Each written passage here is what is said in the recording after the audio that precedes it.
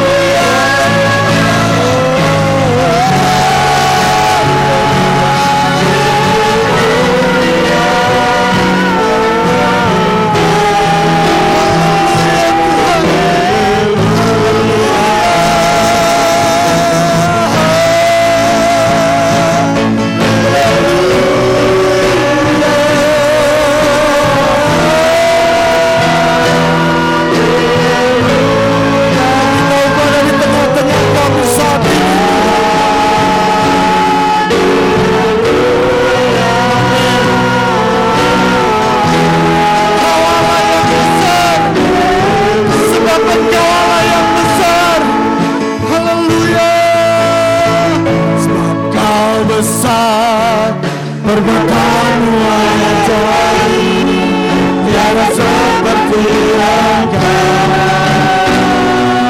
Tiada seperti Engkau. Perbuatanmu ajaib, perbuatan tiada seperti Engkau. Haleluya. Tiada seperti Engkau. Tiada yang seperti Engkau. Tiada seperti Engkau. Tiada yang seperti, tiada seperti Engkau.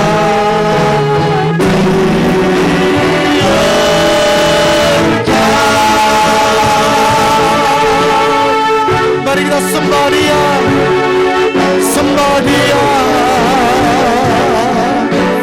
naikkan syukur kita dengan perbuatan Tuhan atas saya, atas saudara.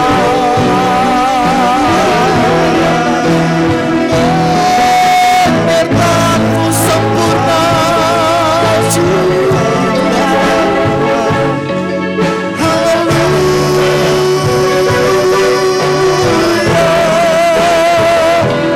kami bersyukur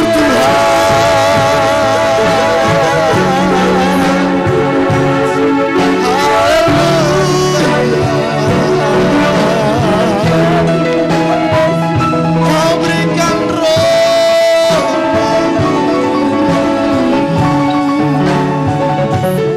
Kau berikan roh-Mu, tuntun kami, menuntun kami dalam hidup ini, menjadikan kami umat pemenang. Haleluya.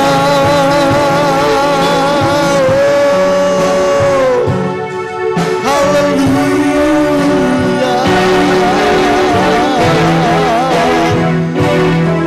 Kami bangga Bapa,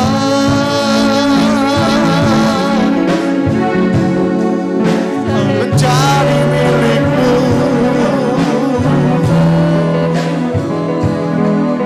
Haleluya.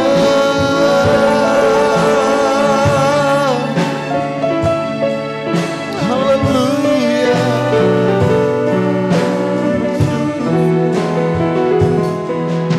Ini kami Tuhan, ini kami jemaat-Mu, ini kami anak-anak-Mu Tuhan. Kami bersatu hati di tempat ini Tuhan. Kami ingin memuliakan nama-Mu Tuhan. Kami ingin tinggikan nama-Mu Tuhan. Kami ingin bersorak-sorai karena perbuatan-Mu yang luar biasa atas kami. Kami berterima kasih buat lawatan Allah yang luar biasa atas hidup kami. Hari demi hari, Kau ada bersama-sama dengan kami.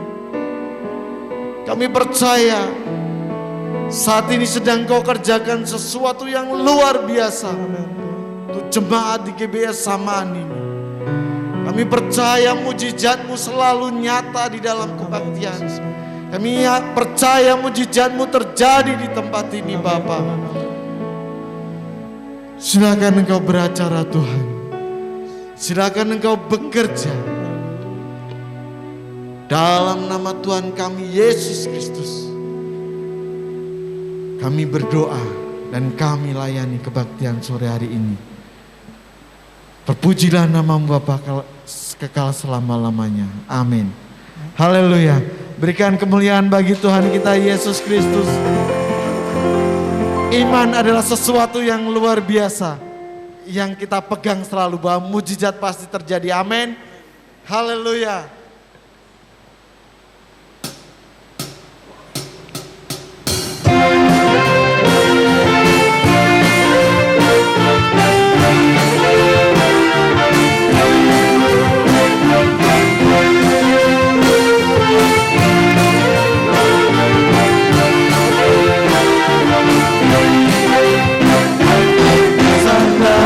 Yang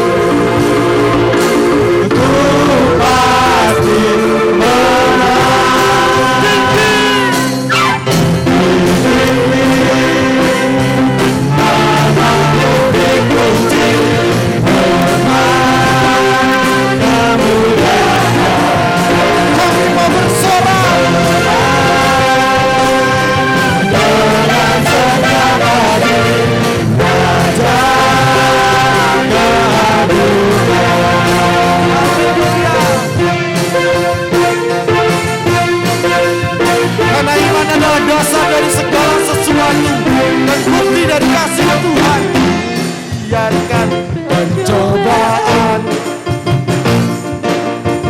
melebihi batas kekuatanku. Kau yang berikanku kemuliaan, semakin serupa dengan kebenaran. Bersama Roh kita pasti menang. Pasti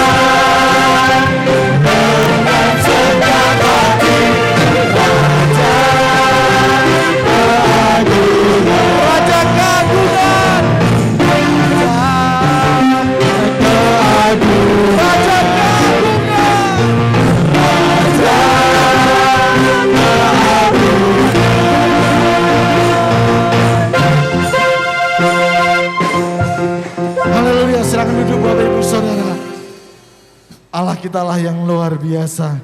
Dia layak ditinggikan, dia layak dimuliakan, dia Raja yang hebat. Amin.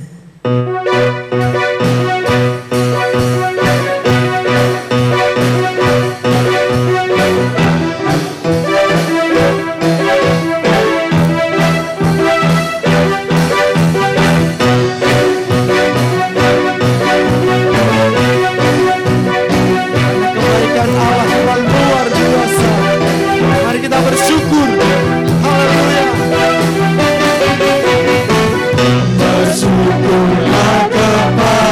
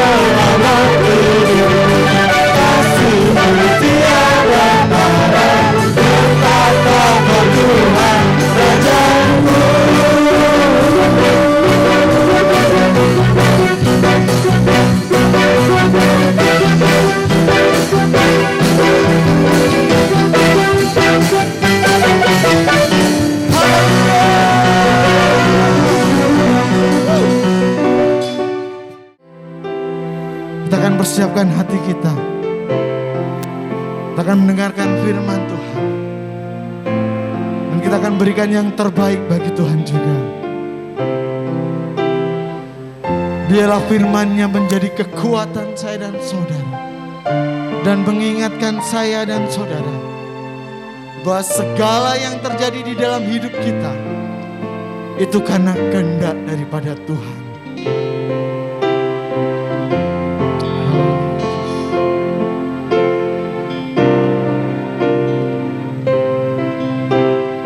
Banyak perkara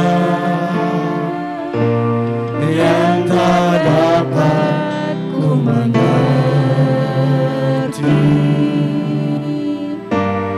Mengapakah harus terjadi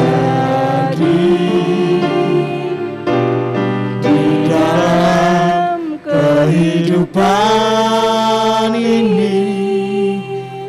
Satu perkara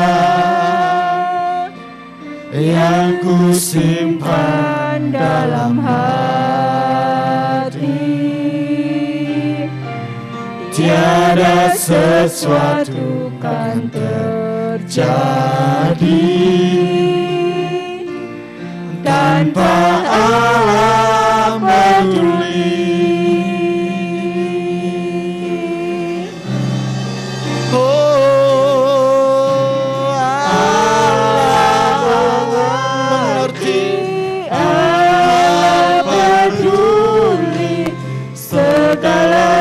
Persoalan yang kita hadapi takkan pernah dibiarkannya ku bergumul sendiri, sebab Allah mengerti.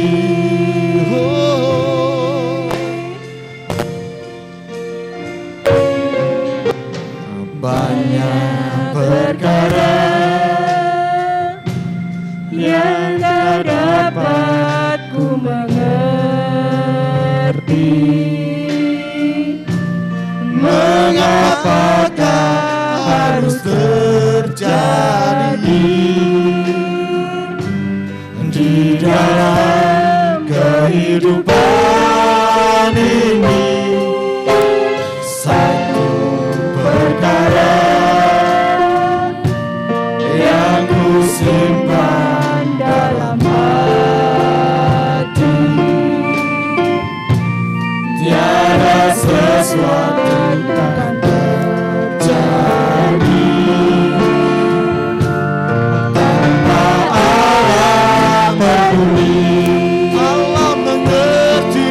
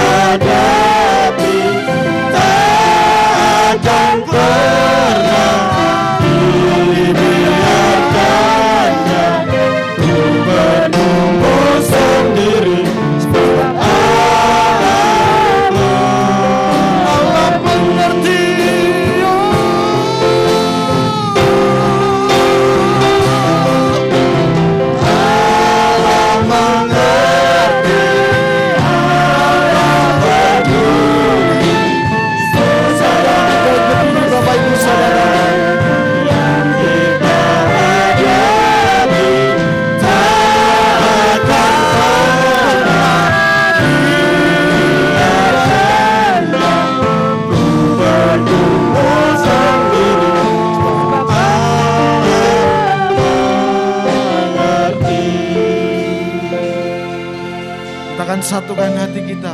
Kita berseru Allah mengerti, Allah peduli. Dan kita satukan hati kita. Kita minta supaya Tuhan bekerja luar biasa di gereja ini. Mujizatnya terjadi di gereja ini. Buat Ibu Gembala. Biar dia menjadi saksi Tuhan. Bahwa Tuhan kita adalah Tuhan yang hidup. Amin. Yang sanggup memulihkan. Dan bukan Tuhan yang biasa saja. Kita satukan hati kita, kita berseru. Allah mengerti, Allah peduli segala persoalan yang kita hadapi. Tuhan, dengan seruan kami jemaatmu di tempat ini, Dibiarkannya ku bergumul sendiri, sebab sekali lagi katakan, Allah mengerti dan peduli. Oh, Allah mengerti, Kau peduli segala persoalan yang kita hadapi. Tuhan, Tak akan pernah dibiarkannya ku bergumul sendiri, sebab Allah mengerti. takkan dibiarkannya, takkan dibiarkannya, sebab Allah peduli.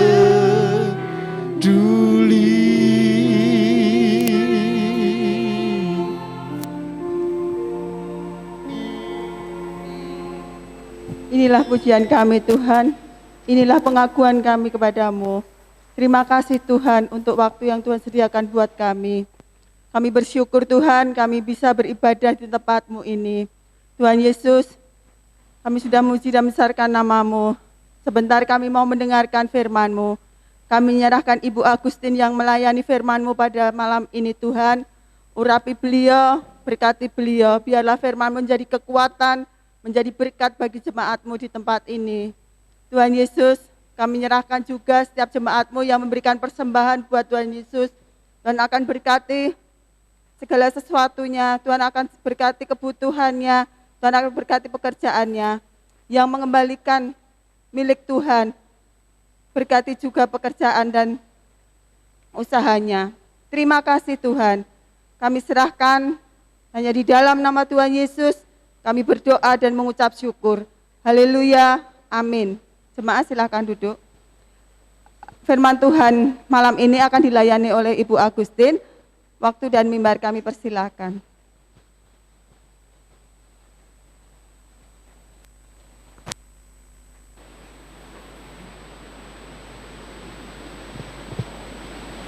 Shalom. Ya, puji Tuhan, diberkati Tuhan kita semua yang datang kepadanya di dalam rumahnya. Puji Tuhan, bersyukur kepada Tuhan untuk kesempatan pada sore hari ini. Saya boleh kembali berdiri di hadapan semua Bapak Ibu.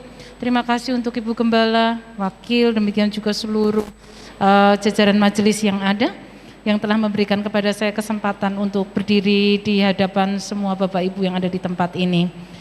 Oke, baik, mari sama-sama kita akan belajar dari kebenaran firman Tuhan. Kita akan membuka dari Matius pasal yang ke-7, ayat 24 hingga 27. Matius pasal 7 ayat 24 hingga ayat yang ke-27. Saya akan bacakan untuk kita semua. Dua macam dasar. Setiap orang yang mendengar perkataanku ini dan melakukannya, ia sama dengan orang yang bijaksana, yang mendirikan rumahnya di atas batu. Kemudian turunlah hujan dan datanglah banjir, lalu angin melanda rumah itu, tetapi rumah itu tidak rubuh, sebab didirikan di atas batu. Tetapi setiap orang yang mendengar perkataanku ini dan tidak melakukannya, ia sama dengan orang yang bodoh, yang mendirikan rumahnya di atas pasir. Kemudian turunlah hujan dan datanglah banjir, lalu angin melanda rumah itu, sehingga rubuhlah rumah itu dan hebatlah kerusakannya. Amin. Puji Tuhan. Bapak Ibu Saudara yang dikasihi oleh Tuhan, perikop yang baru saja kita baca ini memberikan sebuah gambaran tentang kekristenan yang sejati atau kekristenan yang sesungguhnya itu seperti apa, ya. Dikatakan, digambarkan sama seperti bangunan rumah, ya. Dan bangunan rumah itu dibedakan dua macam. Ada yang didirikan di atas batu, ada yang didirikan di atas pasir. Kita akan belajar dari ilustrasi yang Tuhan Yesus ini berikan. Mungkin Bapak Ibu Saudara sudah hafal sejak dari sekolah minggu. Ini salah satu ilustrasi yang seringkali diulang-ulang oleh guru sekolah minggu. Namun demikian faktanya, sekalipun kita membaca tadi dan kita sudah ngerti banyak gitu ya tentang ilustrasi ini, faktanya di dalam iman kekristenan kita, hal ini pun sebenarnya kita hadapi, namun tidak seperti rumah yang didirikan di atas batu gitu ya. Nah, sekarang kita akan melihat, belajar. Nah, Bapak Ibu Saudara, sebenarnya kalau kita berpikir tentang masalah sejati, ya, sejati, sesuatu yang kekristenan yang sejati, kekristenan yang sesungguhnya gitu ya. Maka kalau kita ilustrasikan dalam bentuk yang lain, sesuatu yang sejati itu akan dikatakan sejati apabila dia itu telah melewati sebuah ujian. Bukankah seperti itu? Ya. Jadi sesudah melewati ujian kita akan katakan bahwa itu sejati. Itu murni. Misalnya contohnya apa? Misalnya kita akan melihat, kita akan tahu apakah emas itu sungguh-sungguh emas, ya, emas yang murni, emas yang betul-betul berkualitas tinggi. Lalu bagaimana untuk kita bisa menguji emas ini murni? Kita akan mengatakan bahwa emas ini murni, harus diuji, ya kan? Harus diuji. Sesudah diuji, melewati ujian itu dimasukkan ke dalam api dengan tanur yang tinggi, dan kemudian sesudah itu ternyata begitu keluar dia masih bersinar. Oh, berarti memang emas. Tapi kalau ternyata pada waktu dia masukkan ke dalam api dia justru kemudian menjadi rusak, oh berarti ini bukan emas. Saudara akan mengatakan, misalnya seseorang itu katakan, oh dia sarjana loh gitu ya. Sarjana apa? Sarjana ekonomi. S berapa? S1. Dibuktikan dengan apa? Oh, dibuktikan bahwa kemudian dia bisa menerangkan ilmu-ilmu ekonomi misalnya seperti itu. Sesudah dia diuji, baru kemudian dia akan dikatakan, ya, dia sejati, dia yang sesungguhnya, ya. Nah, demikian juga dengan kekristenan sesungguhnya. Saudara dan saya tidak akan memunculkan kesejatian kita kalau kita tidak melewati apa yang disebut dengan ujian. Dan faktanya mau tidak mau ternyata kita harus menghadapi hal yang demikian Bapak Ibu, ya, supaya kita bisa menunjukkan bahwa kita ini memang betul-betul murni. Nah, kalau kita memperhatikan di dalam perikop yang tadi kita baca, ya, perikop ini memberikan sebuah penegasan dari Kristus sendiri. Apa itu? Bahwa anak Tuhan yang sesungguhnya itu bukanlah mereka yang hanya sekedar berseru Tuhan, Tuhan. Coba kita buka di dalam Matius pasal 7 tadi ya. Di dalam ayat yang sebelumnya, ayat yang ke-22. Ya, ayat 22 dan 23 saya akan bacakan ya. Pada hari terakhir itu kapan sih? Ya hari-hari ini sebenarnya ya.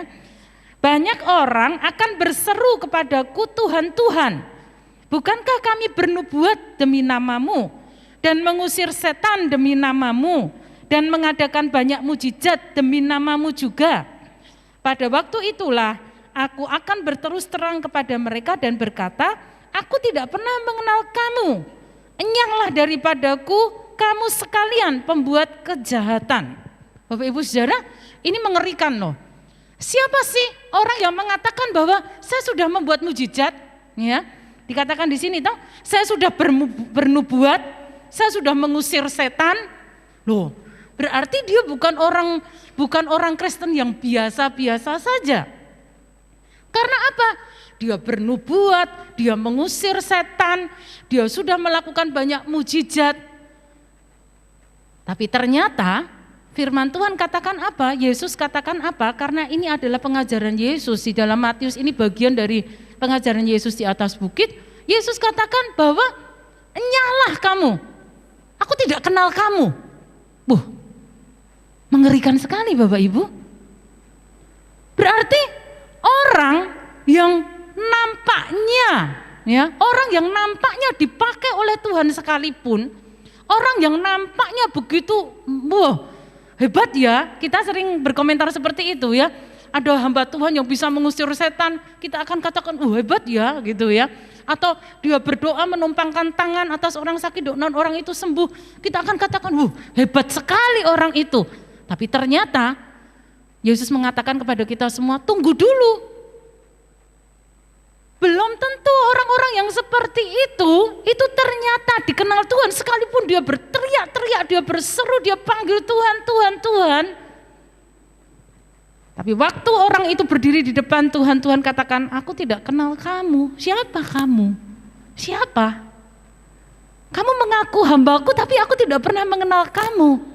Wah, Bapak Ibu bisa bayangkan di satu saat nanti pada waktu tiba masanya kita akan berdiri di hadapan tahta putih Allah.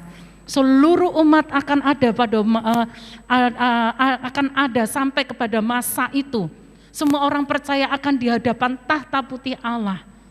Dan kemudian pada waktu itu ternyata Tuhan katakan, aku nggak tahu loh kamu ini siapa. Loh, Tuhan, saya sudah sejak dari kecil sekolah minggu loh. Saya sudah melayani Tuhan sejak dari remaja loh. Saya sudah kebaktian di gereja setiap hari Minggu. Saya sudah melayani Engkau. Saya sudah memimpin pujian, saya menyampaikan firman Tuhan, saya memainkan musik. Tuhan katakan, tidak, aku tidak kenal kamu.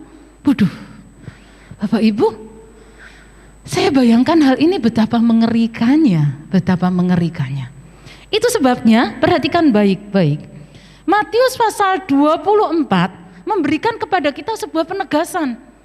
Jangan sampai hal seperti itu terjadi kepada kita semua umat percaya. Lalu yang dicari adalah yang seperti apa?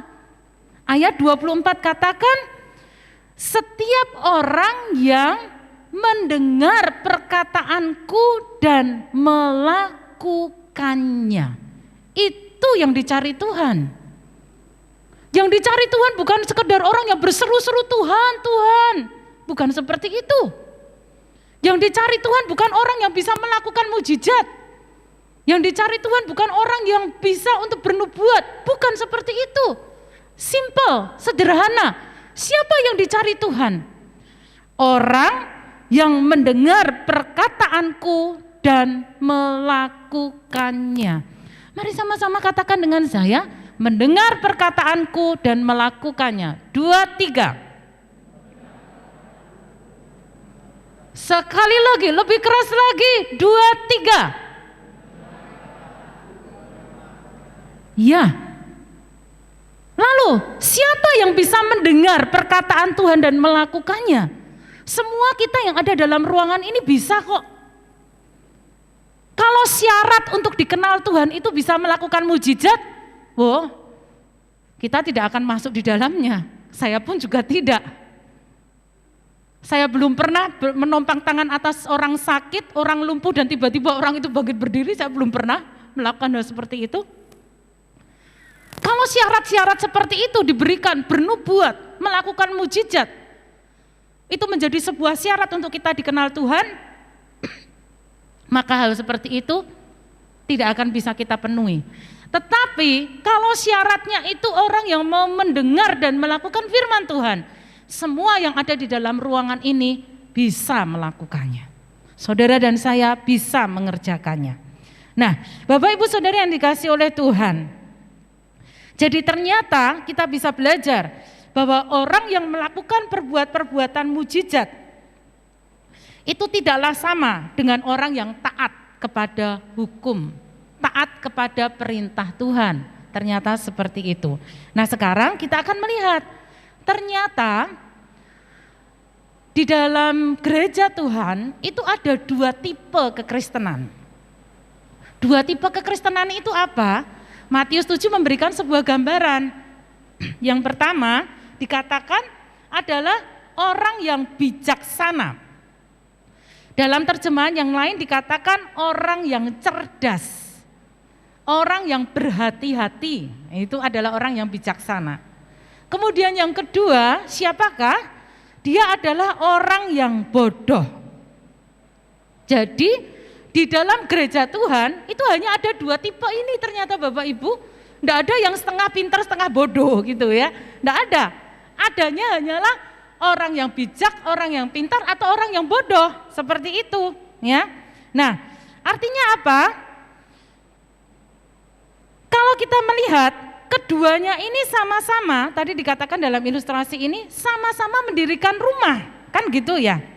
Namun ada perbedaannya yang mendasar. Perbedaan yang mendasar itu di mana? Yang pertama kita melihat bahwa mereka sama-sama mendirikan rumah tetapi meletakkan dasar yang berbeda. Seperti itu ya. Sama-sama mendirikan rumah tetapi meletakkan dasar yang berbeda. Orang Kristen ternyata kondisinya demikian, yang pintar dan yang bodoh itu ditentukan dengan apa? Di mana dia meletakkan dasarnya. Kalau dia adalah orang yang pintar, maka dia akan meletakkan dasarnya itu di atas apa? Di atas kebenaran. Tetapi kalau dia adalah orang yang bodoh, maka dia akan meletakkan dasarnya itu kepada hal-hal yang sifatnya itu dunia. Kekuatan sebuah bangunan kalau kita memperhatikan sebenarnya itu tidak terletak ya. Kalau kita melihat kekuatan bangunan itu tidak terletak kepada besarnya banjir, besarnya badai. Maksudnya bagaimana? Kalau kita mau menguji sebuah kekuatan bangunan ya, rahasia kekuatannya itu tidak ditentukan oleh kalau itu badannya besar atau badannya kecil, bukan seperti itu. Tetapi rahasianya itu terletak yang di fondasinya itu loh. Kalau fondasinya kuat, mau sebesar apapun badai itu datang, maka bangunan itu akan tetap teguh, kuat berdiri. Ya. Nah, sekarang kita akan memperhatikan baik-baik Bapak Ibu. Ternyata banyak sekali orang yang membangun dasarnya itu tidak kepada apa yang benar tadi. Seperti tadi saya katakan ya. Seperti ini.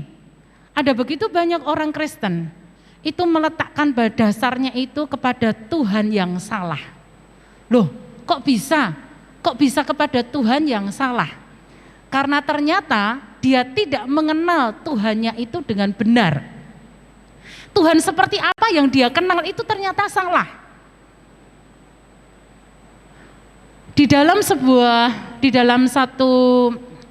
Dalam praktek penginjilan, ya, di dalam sebuah praktek penginjilan, seseorang itu akan ditanya tentang pemahamannya tentang Tuhan seperti apa.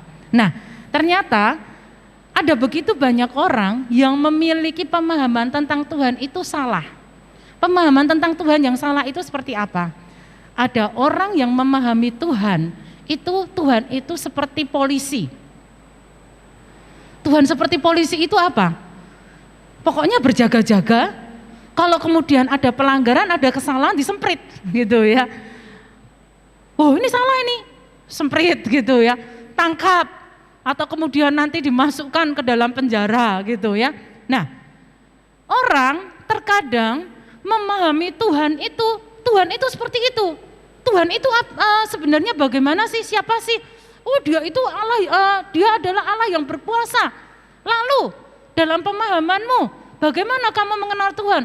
Ya pokoknya Tuhan itu berjaga-jaga supaya jangan sampai kita salah. Kalau kita salah pukul, kalau kita salah selentrek gitu ya. Kalau kita salah langsung digebok. Berapa banyak orang kemudian mengenal Tuhan yang demikian, sampai kemudian akhirnya apa? Dia melakukan segala sesuatunya itu karena takut dihukum. Nanti kalau saya dihukum, maka saya nanti tidak akan diberkati. Bapak Ibu Saudara, bukankah seringkali seperti itu? Kita tidak beribadah hari Minggu, kita tidak bisa beribadah hari Minggu, dan kemudian kita takut. Loh, kok sampai kamu takut seperti itu? Bagaimana? Nanti kalau besok Minggu, hari Minggu itu saya nggak beribadah, Tuhan nanti mesti menghukum saya. Bisa-bisa seminggu ke depan itu nanti saya akan mengalami celaka. Saya bisa ketabrak, atau dagangan saya nanti nggak laku, yang kerja di pasar gitu ya, nanti bisa nggak laku, nggak laris. Saya bisa-bisa mengalami musibah. Nah, ini pengenalan kepada Tuhan yang salah. Mengapa? Karena kita hanya berpikir bahwa Tuhan itu adalah Allah yang suka menghukum kita. Padahal firman Tuhan memperkenalkan siapakah Allah. Allah kita adalah Allah yang penuh dengan kasih. Allah kita adalah Allah yang penuh dengan pengampunan. Kalau saya katakan seperti itu bukan berarti Bapak Ibu katakan, oh kalau gitu saya nggak beribadah nggak apa-apa ya. Bukan itu maksud saya. Tapi maksud saya, kalau kita mengenal Allah dengan benar, maka motivasi kita itu pun akan jadi benar. Kita merasa, aduh saya nggak enak kalau hari Minggu nggak beribadah. Mengapa? Karena saya merasakan bahwa di dalam ibadah itu saya ketemu dengan Tuhan. Karena saya mencintai Tuhan, karena saya mengasihi Tuhan. Saudara melakukan semua ibadahmu, kamu berdoa, engkau membaca firman Tuhan, engkau menyembah, itu bukan karena sekedar takut saja, tetapi karena memang kita mencintai Tuhan. Sehingga pada akhirnya waktu yang kita lakukan, kita kerjakan itu berdasarkan cinta kepada Tuhan, maka hasilnya akan beda. Iya kan Bapak Ibu? Coba istri-istri yang memasak untuk suaminya misalnya ya, memasakkan setiap pagi sarapan untuk suami. Kalau berdasarkan takut, engkau nak rata masak, engkau ndak nesu-nesu terus gitu ya. Saudara masak, apakah dengan hati yang riang? Tidak. Mesti dengan gresulo ya, dengan marah. Jane wegah gitu-gitu kan. Yesus marah kayak ngokai-ngokai gawean gitu. Tapi coba Bapak Ibu sudah bayangkan, kalau kita melakukan, istri-istri melakukan, memasak untuk suami, untuk anak-anak dengan hati yang cinta, maka pada waktu hati yang cinta, kita akan buat masakan itu seenak mungkin. Bukankah demikian? Kita akan berpikir untuk orang yang kita kasih, saya akan memberikan yang terbaik. Untuk orang yang kita kasih, saya akan membuatkan yang terbaik untuk dia. Contoh yang sederhana, bapak-bapak bekerja di luar, ini masa-masa yang sulit saya memahami sekali. Kita bekerja banting tulang sedemikian rupa. Berapa banyak di antara kita kalau hanya sekedar bekerja harus dapat uang karena takut nanti kalau pulang di rumah nanti diseneni ya. Kalau enggak bawa uang nanti enggak nanti dimarahi sama istri. Akhirnya apa? Bekerja itu kan jadi berat banget ya. Pagi keluar rumah itu rasanya sudah bebannya itu kudu entuk duit. Karena nanti kalau enggak dapat uang, nanti saya bisa-bisa dimarahi. Tapi coba, kalau bukan berdasarkan karena kita merasa berat hati, tapi karena memang cinta kepada istri, cinta kepada anak, sehari dikerjakan dengan sukacita. Tahukah kita semua, segala sesuatu yang dikerjakan dengan sukacita, berkat Tuhan pun akan ada di dalamnya. Jadi itu sebabnya Bapak Ibu, milikilah dasar yang benar. Dasar yang benar itu apa? Pengenalan kepada Tuhan yang benar. Mengenal Tuhan dengan hati yang benar. Itu yang pertama. Kemudian yang kedua, dasar yang benar itu apa?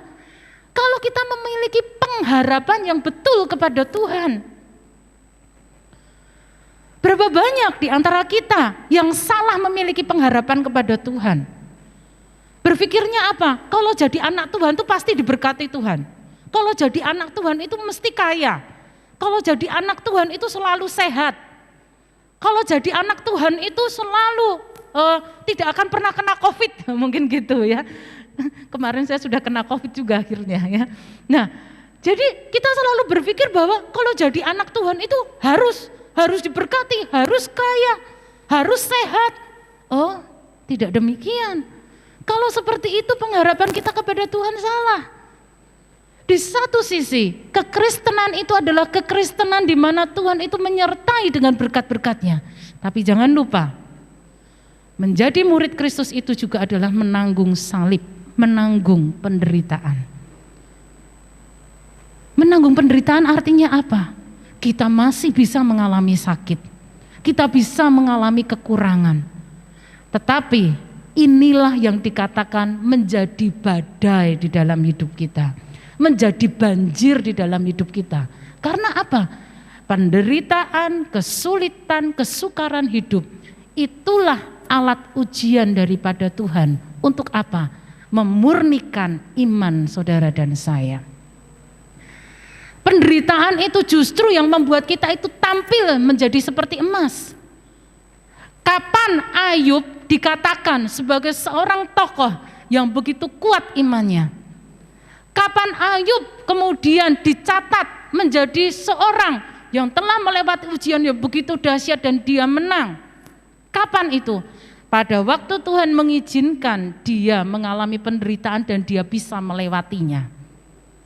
Kalau misalnya, Bapak Ibu sudah bayangkan, kalau misalnya Ayub ini di tengah-tengah ujian hidupnya dia gagal, oh tidak pernah ada kitab Ayub, bukankah demikian? Kalau Ayub dia tidak kuat menghadapi persoalan yang datang bertubi-tubi dalam hidupnya, akhirnya dia menyerah kalah, bahkan mungkin dia bunuh diri, atau mungkin dia di tengah-tengah ujian itu dia menghujat Tuhan. Hari ini kita tidak akan pernah membaca kitab Ayub. Tetapi kita bersyukur karena kita melihat apa? Sebuah contoh keteladanan hidup. Ayub manusia juga sama seperti kita. Dia juga bisa mengalami sakit. Bahkan di dalam Alkitab dikatakan, waktu-waktu tertentu pada waktu Tuhan mengizinkan sesudah dia istrinya, anaknya mati semua. Bapak Ibu, saya bayangkan itu mengerikan loh. COVID ini memberikan kepada kita cerita-cerita yang menyedihkan. Ada sebuah kisah di mana dalam satu keluarga, suami, istri, dan anak dalam waktu seminggu itu bergiliran meninggal. Bapak Ibu bisa bayangkan, kita bisa bayangkan. Dalam waktu seminggu suami meninggal, besoknya istri meninggal, besoknya lagi anaknya meninggal. Berapa banyak dalam masa COVID ini muncul anak-anak yang menjadi yatim piatu karena orang tua mereka dipanggil Tuhan karena COVID. Cerita-cerita menyedihkan. Namun demikian kalau saya tarik kembali kisahnya Ayub, kita bisa bayangkan dalam waktu yang bersamaan jenazah anaknya itu berjajar di depan matanya dan semua mati bersama. Orang tua seperti apa merasakan penderitaan seperti ini? Saya pernah ketemu dengan seorang nenek usianya 68 waktu itu. Dia memiliki 4 orang anak laki-laki dan di usia 68 2 orang anaknya itu meninggal itu dalam waktu yang berturutan, dalam tahun yang berturutan. Sesudah 2 anaknya meninggal, nenek ini katakan kepada saya pengen mati saja rasanya. Karena saya menyaksikan kematian anak saya di depan mata saya. Orang tua tentunya akan pedih melihat anaknya meninggal. Namun demikian Ayub mengalami itu semua. Yang berikutnya, apakah berhenti penderitaannya? Tidak. Istrinya meninggalkan dia, menyuruh dia menghujat Tuhan. Yang berikutnya lagi, apakah berhenti sampai di situ? Ternyata tidak. Ayub pun harus mengalami jatuh sakit. Muncul borok di sekujur tubuhnya. Bahkan saking borok itu begitu gatalnya. Bapak Ibu pernah ngalami yang namanya gatelan ya. Gatelan itu kalau digaruk itu rasanya begitu digaruk itu kayak nggak bisa berhenti. Sampai kulit kita lecet dan gatal itu masih terus ada, bukankah seperti itu? Ayub itu begitu gatal badannya sampai dia ambil beling, dia garuk kulitnya itu dengan beling, dengan kaca. Saya bisa bayangkan apakah itu sekujur tubuhnya tidak berdarah-darah. Tapi itu dialami oleh Ayub. Namun Ayub membangun rumahnya di atas dasar yang benar. Pada waktu badai datang, pada waktu banjir itu datang, dia kuat. Karena apa? Ayub katakan, aku mengenal penebusku hidup. Ayub katakan, karena aku mengenal Tuhanku itu hidup. Artinya apa? Waktu Ayub katakan bahwa aku mengenal Tuhanku hidup, dia juga katakan bahwa Tuhanku itu punya telinga dan bisa mendengar. Tuhanku itu punya mata dan bisa melihat. Tuhanku punya tangan dan bisa menolong. Ayub mengerti persis siapa Tuhan yang dia sembah. Itu sebabnya kenapa bangunan rumahnya itu kuat dan kokoh. Karena dia kenal dan tahu persis siapa Tuhan yang dia sembah. Dan itu tidak membuat imannya bimbang. Tidak membuat dia goyah. Iman yang teruji seperti Ayub inilah yang Tuhan katakan dengan bangganya di akhir daripada semua ujian yang dilewati oleh Ayub. Tuhan bangga terhadap Ayub dan Tuhan tidak lagi menahan-nahan untuk memberkati Ayub. Nah, Bapak Ibu Saudara yang dikasihi oleh Tuhan, hari ini saya ingin mengajak kita semua. Pada faktanya kita tidak bisa menghindari untuk begitu banyak ujian, permasalahan, persoalan itu datang atas hidup kita. Tapi kalaupun ujian, persoalan, permasalahan itu datang atas hidup kita, jadilah anak Tuhan yang bergembira dan kuat di dalam Tuhan. Saya katakan menjadi anak Tuhan yang bergembira dan kuat di dalam Tuhan. Karena memang dengan ujian itu justru kita akan menunjukkan siapa kita sesungguhnya. Kesejatian kita, kemurnian kita akan nampak pada waktu kita tetap kuat menghadapi tantangan. Badai sebesar apapun kita tetap kuat. Karena apa? Karena kita kenal siapa Tuhan kita. Dan ini merupakan pilihan. Menjadi orang Kristen yang bodoh ataukah menjadi orang Kristen yang bijaksana, itu adalah pilihan kita semua. Dan saya mengajak kita semua, jadilah anak-anak Tuhan yang pintar, menjadi anak Tuhan yang bijaksana, yang mendengar firman Tuhan dan melakukannya. Sederhana, dengar firman Tuhan seperti apa? Banyak sekali, ya. Begitu banyak kebenaran-kebenaran firman Tuhan yang kita sudah dengar, nasihat, perintah, kita sudah mendengar itu, lakukan, hanya itu saja. Lakukan dan jadilah orang yang akan menjadi kuat di dalam Tuhan. Kita akan datang kepada Tuhan. Engkaulah perisaiku.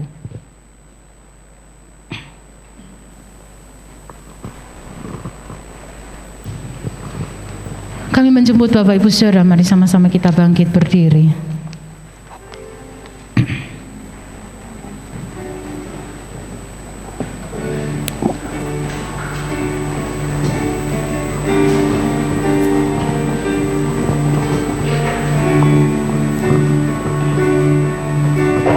Terima kasih Tuhan. Engkaulah perisaiku saat badai hidup menerpaku. Firman-Mu di dalamku tenangkan jiwaku. Katakan, Engkaulah perisaiku Tuhan. Engkaulah perisaiku saat badai hidup menerpaku. Firman-Mu di dalamku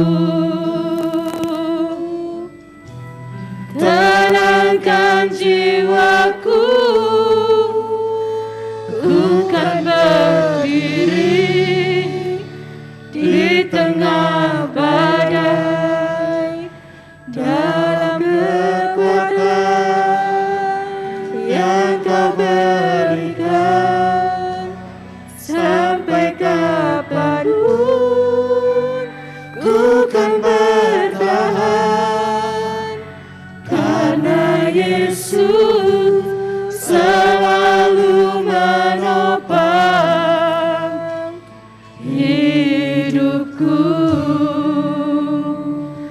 Bapak Ibu saudara yang dikasihi oleh Tuhan, adakah di antara kita yang rumah kita saat-saat ini sedang diterjang oleh badai? Angin, badai, banjir yang keras itu menerjang begitu luar biasanya. Kita rasa-rasanya sudah tidak lagi kuat berdiri dan tidak mampu untuk berdiri.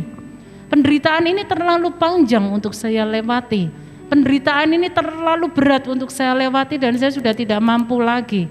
Saya tidak lagi punya pengharapan, mungkin kita akan katakan seperti itu. Hari ini saya mengajak kita semua pandang Kristus. Saudara dipanggil bukan hanya untuk diberkati secara materi. Saudara dipanggil bukan hanya menjadi anak-anak Tuhan yang melimpah dengan berkat secara dunia. Tetapi tahukah kita semua, penderitaan itu adalah salah satu bagian panggilan Tuhan sebagai kita anak-anak Tuhan. Karena apa? Kalau engkau saat ini diizinkan melewati penderitaan, berarti Tuhan memandangmu sanggup. Tuhan sedang menguji engkau dan Tuhan ingin melihat kemurnian imanmu, kemurnian hatimu. Tetaplah kuat, pandang kepada Kristus, menanglah menghadapi begitu banyak tantangan dan ujian ini. Pada waktu engkau berhasil melewatinya bersama dengan Tuhan, engkau akan muncul menjadi seperti emas. Ada berkat-berkat yang luar biasa sedang Tuhan persiapkan untuk engkau. Seberapa banyak di antara engkau yang saat ini engkau merasa hidupmu sedang diterjang badai yang begitu keras. Letakkan tanganmu di dadamu, katakan dengan imanmu, Tuhan engkaulah perisaiku, engkaulah perisaiku, kepadamu aku berharap.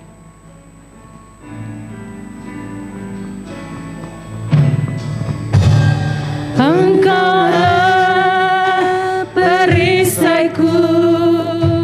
Ya, katakan dengan imanmu.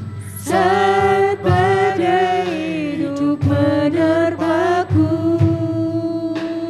Katakan firman-Mu di dalamku Tuhan. Di dalamku. Engkau yang akan menenangkan jiwaku. Tenangkan jiwaku. Sekali lagi katakan dengan suara keras, Engkaulah Tuhan perisaiku. Engkaulah perisaiku. Amin, amin, amin.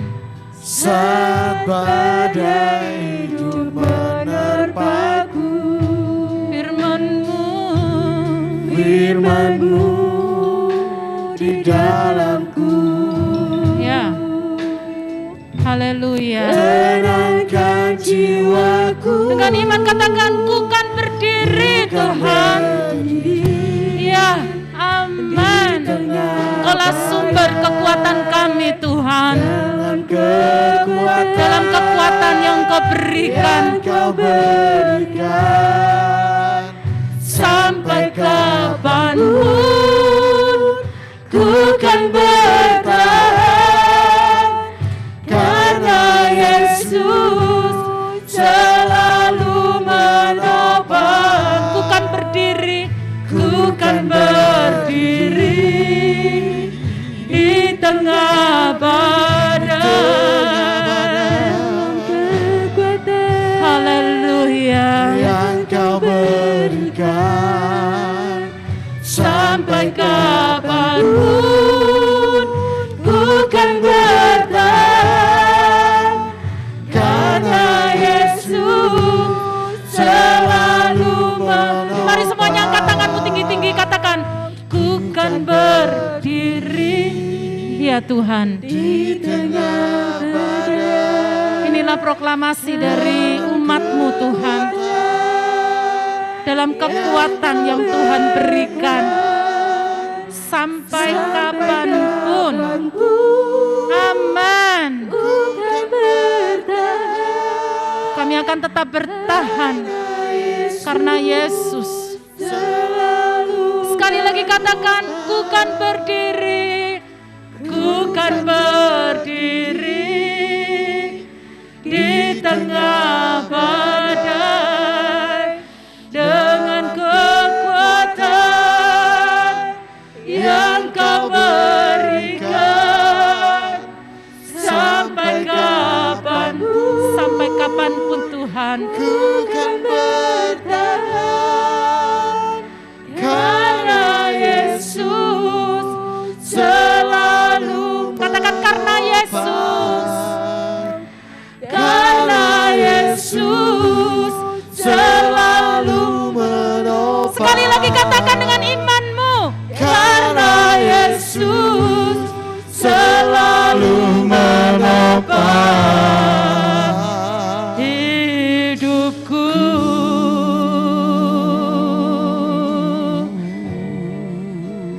Inilah yang menjadi pengharapan kami, kekuatan kami Tuhan.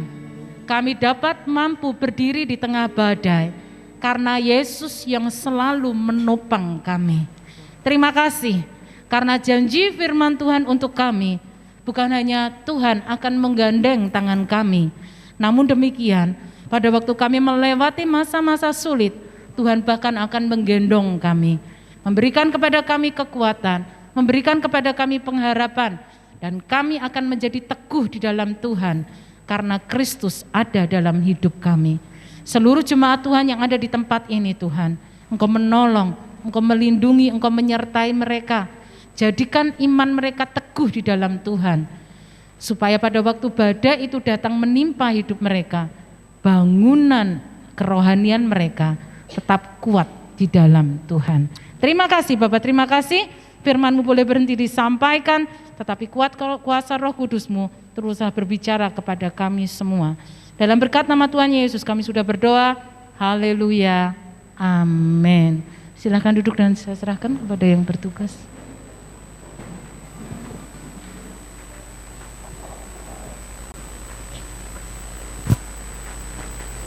Atas nama Ibu Gembala dan jemaat, kami mengucapkan terima kasih untuk pelayanannya Ibu Agustin memberitakan firman untuk malam ini. Tuhan memberkati.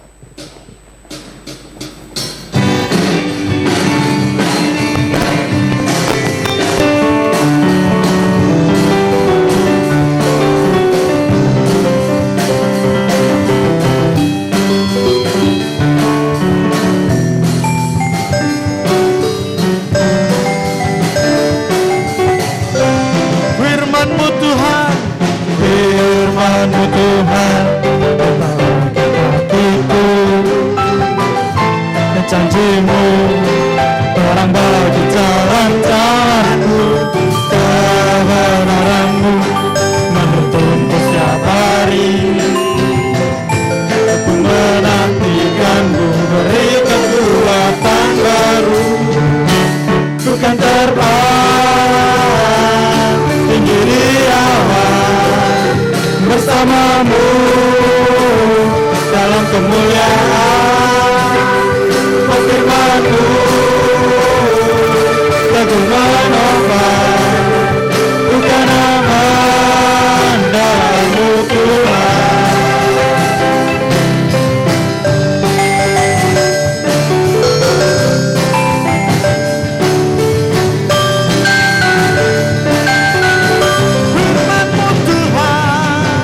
Firman-Mu Tuhan, kita bagi hatiku, janji-Mu terang bagi jalan-jalanku, kebenaran-Mu menuntunku setiap hari. Aku menantikan-Mu, beri kekuatan baru, bukan terbang tinggi di awan, bersama-Mu dalam kemuliaan. Firman-Mu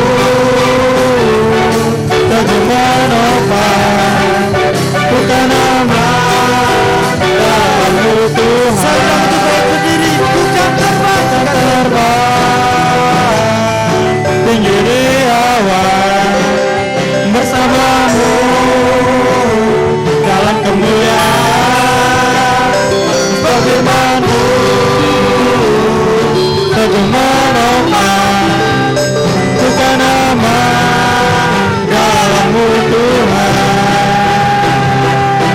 Aman dalam-Mu Tuhan, bukan aman dalam-Mu Tuhan. Kami bersyukur kepada Tuhan karena pada kesempatan sore hari ini kami boleh kembali ada di dalam rumah Tuhan. Kami boleh kembali beribadah, memuji, mempermuliakan nama-Mu, mendengar kebenaran firman-Mu. Dan kalau sebentar kami akan pulang ke rumah kami masing-masing. Terlebih dahulu Tuhan, kami rindu terus mendukung doa untuk Ibu Gembala kami, Ibu Pendeta Yulia Ekawati, yang Tuhan izinkan untuk melewati masa-masa di mana harus mengalami terapi kemo, demikian juga untuk kesembuhan dari sakitnya. Kami serahkan ke dalam tangan-Mu supaya Tuhan juga yang bekerja dalam hidupnya, memberikan kepadanya kuasa, mujizat dari tempat yang tinggi. Engkau menompangkan tangan-Mu Tuhan ke atas tubuhnya yang sakit, dan di dalam nama Tuhan Yesus Kristus jadilah sembuh karena kuasa bilur Kristus bekerja. Engkau akan memberikan Tuhan kepada Ibu Pendeta Yulia kekuatan iman, kekuatan hati, bahkan melalui peristiwa yang saat ini sedang Tuhan izinkan terjadi atas hidupnya, bahwa hamba-Mu ini untuk mengalami pengalaman-pengalaman baru bersama dengan Tuhan yang tidak pernah dia bisa lupakan seumur hidupnya. Tuhan angkat sakit penyakitnya, Tuhan angkat penderitaannya, dan kesembuhan itu Tuhan akan nyatakan. Terima kasih Bapa. Sekarang berdoa untuk seluruh jemaat-Mu Tuhan di tempat ini.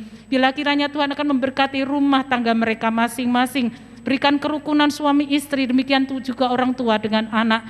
Berdoa juga untuk pekerjaan-pekerjaan yang saat ini mereka sedang tekuni. Tuhan jadikan berhasil setiap usaha pekerjaan yang mereka lakukan. Bahkan kami berdoa, apabila ada di antara jemaat-Mu saat ini kehilangan pekerjaan sekalipun, mari Tuhan Engkau tolong, Engkau turut campur tangan, bukakan jalan. Karena kami percaya pada waktu satu pintu tertutup di dalam bersama dengan Tuhan, maka ribuan pintu yang lain akan terbuka. Itu sebabnya Tuhan akan nyatakan pertolongan-Mu, Tuhan nyatakan kuasa mujizat-Mu dengan cara yang ajaib.